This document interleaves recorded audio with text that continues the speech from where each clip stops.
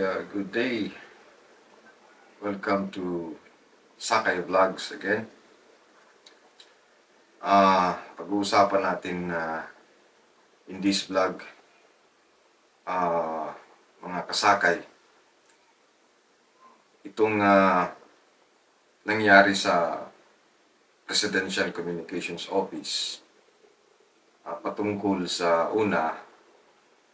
yung pinagbawalan, ang Net25 Malacanang reporter, beat reporter na si Eden Santos. Nagsimula kasi yung problema o issue nung allegedly nag-ambush interview si Miss Eden Santos sa Pangulo. I think it was Interlac, which was, according to the Malacanang protocol guys, a breach of protocol. Hindi ka dapat nag-ambush interview sa presidente. Ngayon, sumulat yung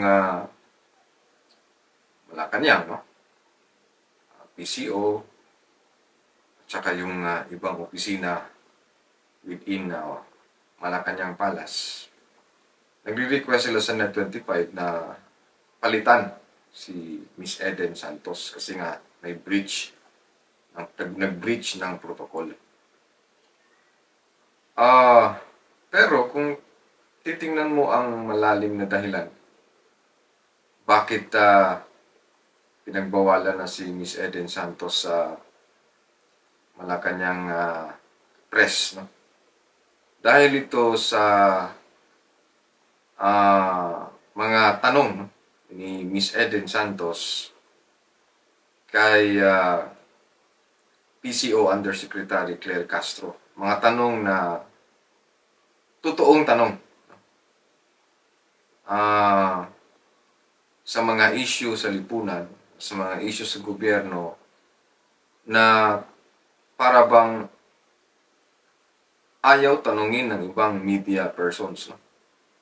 Pero si Miss Eden Santos matapang na pina-fact check mismo, actual fact checking ang ginagawa niya kay Claire Castro sa press briefing. Okay? Now, isa sa mga fact-checking na question na naitanong ni Miss Eden Santos ay tungkol yun sa press release ng Malacanang na according to PIDEA, around 4,027 barangays na sa buong Pilipinas, nationwide, ang na-drug clear, or na-drug free na, Tinanong ngayon ni Eden Santos si Claire Castro, pwede nyo bang sabihin kung anong mga barangay yon? Walang naisagot si Claire Castro kung anong mga barangay yon. So figures lang yung binigay niya. But nag-follow up ng question si Eden Santos. Siya lang doon sa Malacanang press group ang nagkusang magtanong at may tapang na magtanong kung ano-anong mga barangay yun ang na-drug cleared na or free na from drugs according to PIDEA. Tapos hindi masagot ni Claire Castro.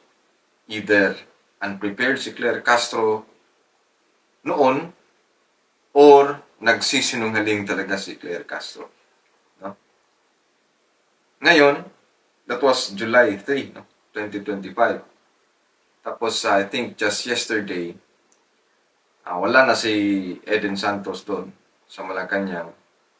Nag-press briefing na naman si Claire Castro. Tapos she was practically foisting holding a document which was apparently thick,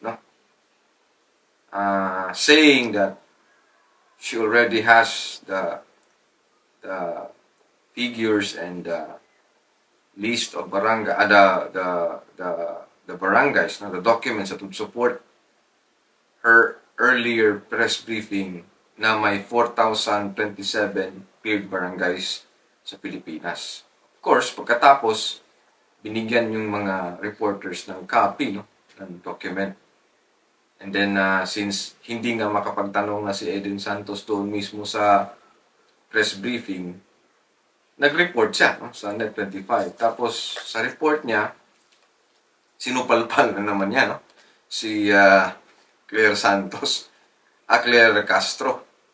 Pinakita niya sa report niya na una, figures pa rin yun, ang nakalagay doon sa document. Wala pa rin yung hinahanap niya na mga barangay. No? Anong mga barangay? Ang 4,027 na cleared according to PIDEA. And as mentioned by Claire Castro.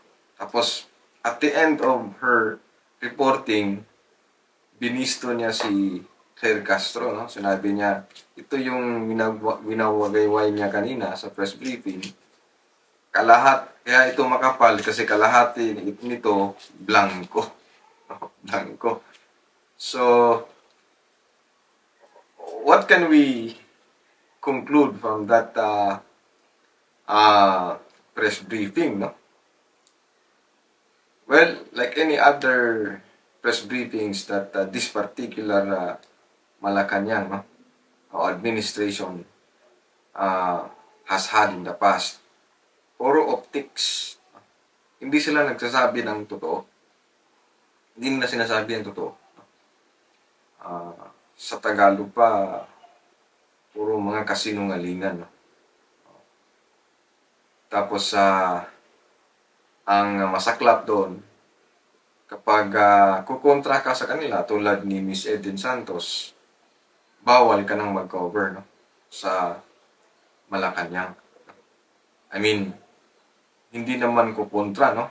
Actually, kasi trabaho ng reporter ang magtanong ng tamang tanong. No? Tanong na may substance. No? Tanong na exhaustive, no? Tanong na penetrating, no? Hindi yung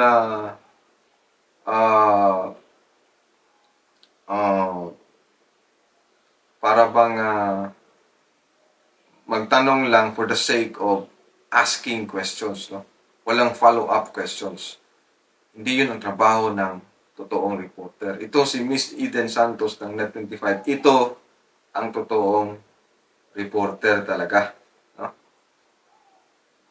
Na karapat-dapat manatili dyan sa Malacanang press corps. Kasi ginagawa niya ang trabaho niya talaga.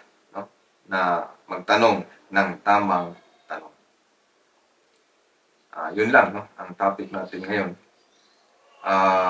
By the way, I noticed in my analytics that around 86% or 85% of my viewers are not yet subscribed.